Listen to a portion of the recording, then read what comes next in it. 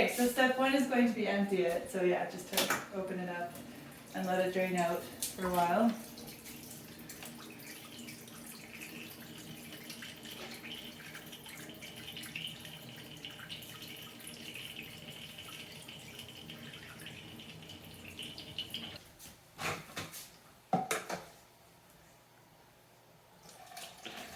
Almost did.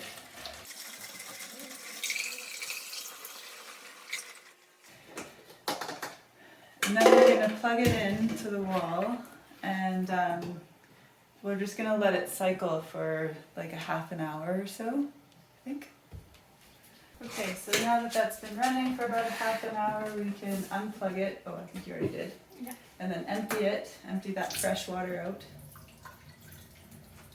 It'll take a little bit to drain. And then we'll take our jug of water that we put nutrients in, the same recipe that we were using before for this particular plant, and we'll pour that in.